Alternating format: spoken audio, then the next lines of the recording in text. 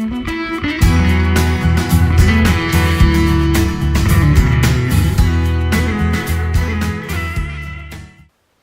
evening, and welcome to this month's 21 TLC broadcast.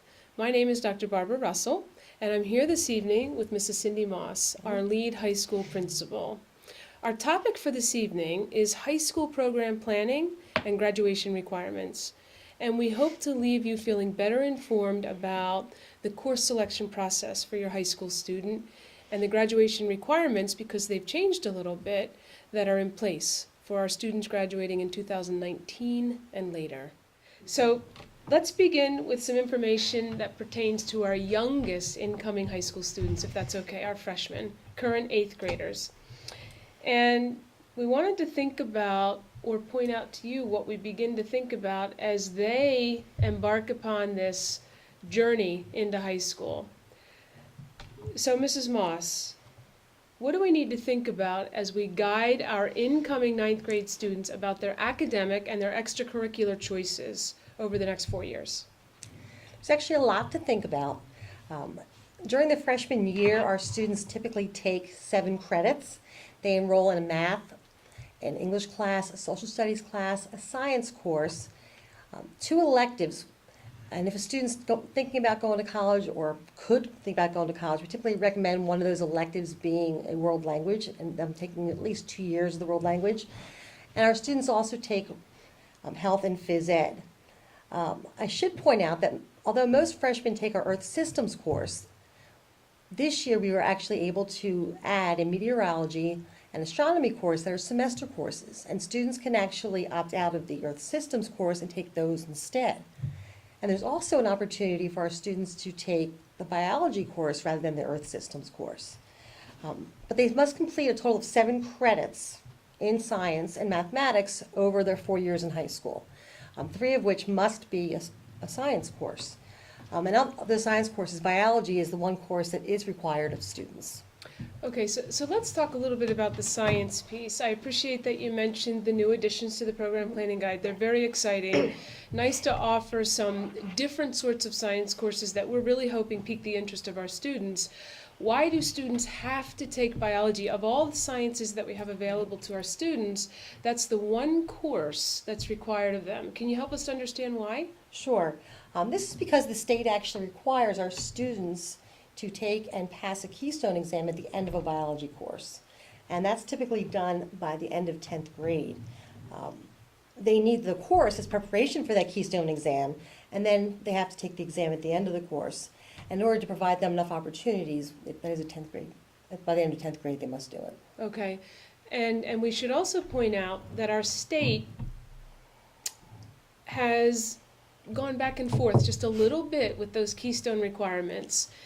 And they were actually set aside and originally designated for the students graduating in 2017 and beyond. And the state has recently adjusted those requirements. They are requiring any graduating student from any public high school in Pennsylvania to demonstrate proficiency on the 3 Keystones if they're graduating in 2019 or later. So we're beginning to think about our youngest high school students and making sure that we prepare them for proficiency on those 3 Keystones. That's part of the graduation requirements they must meet. So let's step back into the 9th grade year for our incoming 8th graders. They're going to enroll in a math class, and that's dependent upon their current math class. So they'll move on to the next level math class. They'll take 9th grade English. When it comes to social studies, they'll take either American history or they'll enroll in AP government. And then they can elect from a couple of different science courses, Earth Systems, or they can take meteorology and astronomy, which are both semester courses. Or they can elect biology in the 9th grade year. And then lots of our 9th graders, I would probably say over half, elect a world language and end up taking that, as well as all participate in phys ed and health. So that's pretty much the 9th grade year. Do they have an elective beyond the world language? So they typically have 2 elective classes. So one of them would be the world language, and one of them is a free elective. So some students opt to take a music class, some might opt to take one of our tech ed classes or Project Lead the Way classes. There are a variety of courses in the program planning guide for the students to take. Okay. All right, very good. So let's move on to 10th, 11th, and 12th graders. And what do we need to think about? What can we share with our community about what's new for 10th, 11th, and 12th graders in the program planning guide, and then what they need to think about as they progress through the grades in high school? Sure. In addition to the meteorology and the astronomy courses, which are also available to the upper class students, we're also adding a Writing Naturally course, which is a semester course, and a Reading and Writing Honors Workshop, which is for a senior student, and they can opt that as their senior English class. Our phys ed teachers will be teaching a self-defense tactics class this year as well. So that's really interesting. Yeah, really excited about that. Additionally, there's dual enrollment opportunity through Montgomery County Community College.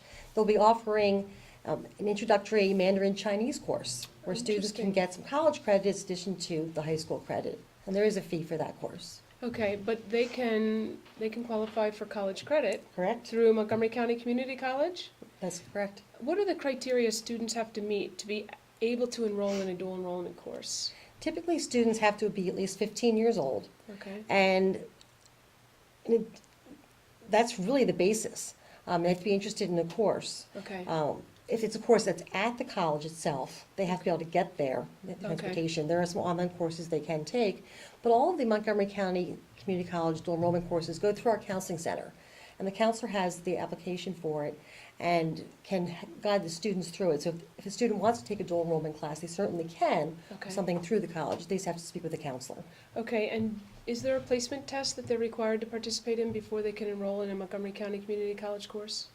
I think for some areas there are. Okay, all right, so that may also be something they Right. have to I don't think think about. I don't think for Okay. the Mandarin Chinese there is though. Okay, good to know, that's very helpful.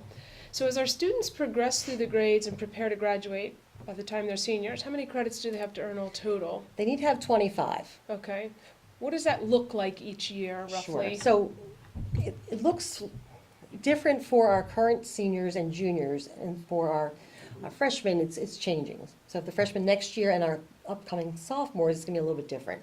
Basically, all students need to have 4 credits in English, 4 credits in social studies, the 7 credits in math and science, which 3 of them have to be math, 3 have to be science, and they can pick between the other one, see what they want to do. They have to have 2 credits in our health and PE courses, and then they have electives. Now, for our rising seniors, they need to have 2 credits in arts or humanities of those electives. There are 8 elective courses available for them. Okay. And 2 of those have to be in arts or humanities. And those are actually listed in the course guide. So for example, a world language course would be one of those arts and humanities courses. Obviously, art classes, music classes, those all qualify as those. Some of the Okay. social studies electives would all qualify. Okay, For our current freshmen and below, class of 2020 and below, one of those 8 electives needs to be a technology-based elective. So there's some business classes that apply, some technology classes, some art classes even that apply, our TV production classes. okay, That they can see, and that's also in the program planning guide. They can look to see what courses would qualify that. So one of the free electives is taken away, but most of our students actually already take these classes. okay, all right, that's very helpful, good to know. So our students need to accumulate and successfully complete 25 credits by the time they're ready to graduate. Of those 25 credits, 7 total in math and science, 4 in social studies, 4 in English, 8 in the elective area, 1 technology. Correct. All right. Then we mentioned earlier they need to demonstrate proficiency on the 3 keystones. We talked primarily about biology. There's also an Algebra 1 keystone, and there's a literature keystone. And that Algebra 1 keystone is often administered in middle school. If our students are ready for Algebra 1 and participating in Algebra 1, they take that keystone as a middle school student, and the state actually banks the score. It sets it aside until they get into high school. And then at the end of 10th grade English, they take the literature keystone exam. For our students graduating in 2019 and later, they must demonstrate proficiency on all 3 of those keystone exams in addition to those 25 credits they must accumulate. And the last thing we'll mention is the graduation project. As a component, they must meet towards the requirements for graduation. So talk to us a little bit about that, if you could. Sure, the graduation project is something that the state used to require as a graduation requirement. We've taken it away, or we've kept it as a requirement, even though the state has taken it away. We felt that it's really been beneficial to our students, and they really do some very, very interesting projects. Typically, most of our students complete it during their senior year, but there are opportunities for students to complete it early. And our students might do a community service project. They could do something that's more academically based. They could do a job shadow project. And they accumulate certain hours and they document and they present their findings to our staff members, who then speak to them and interview them and have a really nice conversation with the students to find out what they actually got from this process. Nice. And it's been a very, very wonderful process for our students and our staff. Yeah, and I would agree with that. I would echo the way that experience for our students has evolved actually over the past several years has been something that's been really nice to watch, to observe. And it appears to be a very meaningful experience for our students and just helps them feel prepared for future interactions that are a part of a more formal setting. So nice to hear a little bit more about the graduation project. Okay, so we talked a lot about academics so far in our brief broadcast here. What about extracurricular activities for our students as they enter high school? We certainly focus quite a bit on the academics. What's available to them in the extracurricular area? We actually have a lot available to students. We have a variety of music selections for them, ranging from marching band, concert bands, orchestras, symphony, choirs, men's select choirs, a big variety. There's indoor guard, so they can choose from any of those throughout the year. We also have lots of athletics. We have winter sports, fall sports, and spring sports. If a person is interested in a fall sport, those practices typically start the second week of August, so just keep that in mind as you're thinking about sports for next year. We also have lots of clubs in the building, and those actually change throughout the year. And those are all based on student interest. So if a student says to us, we want to start a history club, and there are other students that want to do that, we will do that for a student. So Nice. we'll be adding things all throughout the year based on what the students are asking us to do. Nice, driven by the students' It interests. absolutely is. Very nice, good. So lots to choose from in that area too. Absolutely. Great, sounds like an exciting 4 years ahead for our kids. I know that I'm guessing you may have additional questions. This was an attempt to provide you really a very brief summary of some of the things that stand out to us as we begin to engage in conversations about advising students as they're ready to move into high school next year. Seems early to start the process. It really isn't. There's a lot that happens between now and the end of the school year and then over the summer to prepare schedules and get set up for our students in the new school year and support them in having a successful transition and experience at high school. There's an opportunity for you to get additional information. We have information accessible via our website, and if you go to the Curriculum and Instruction webpage, you can read about some additional information. If you go to the high school webpage, you'll see there's lots of additional information, and the counseling page will help. There is also an orientation for parents of incoming ninth graders on February 21st at the high school. Can you tell us a little bit about that? That may be something that parents of our incoming ninth graders would like to attend.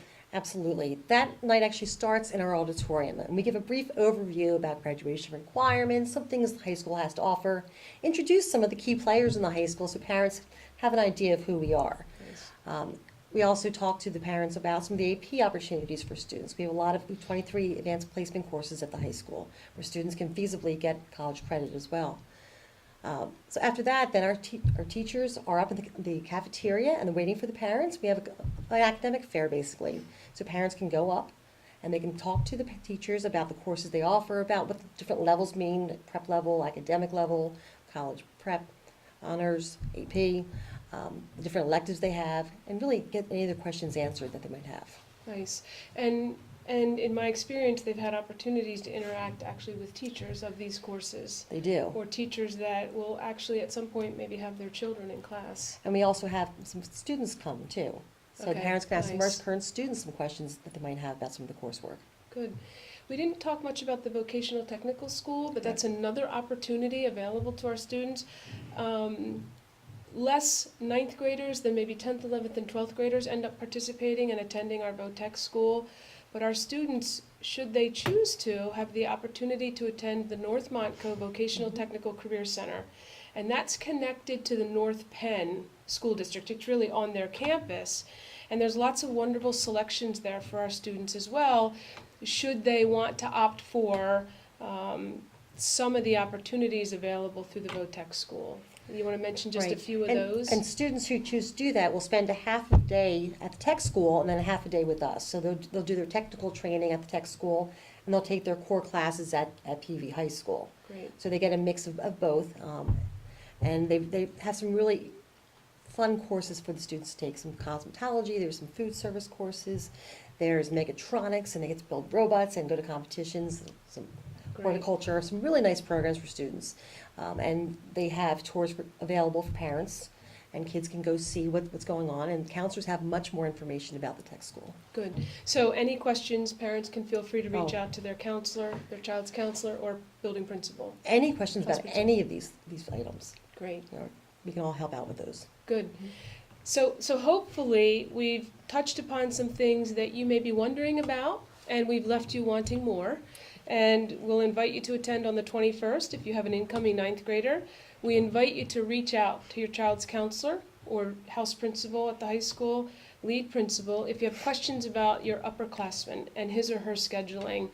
Lots of academic choices, lots of extracurricular choices, vocational technical career center choices. We're hoping that there's something for everyone and that we set you up for success. That keystone piece is an important piece, and we'll work to set you up for success on those assessments as well. They're important for our students graduating in 2019 or later, and we'll certainly talk more about some of the things that go along with those keystones as your child gets closer to participating in those. So thanks so much for joining this evening. Mrs. Moss, thank you for Thanks for sharing having me. information about the experience. Mrs. Lester, as always, thank you for running the camera, and thanks to those of you that have tuned in. Have a good night.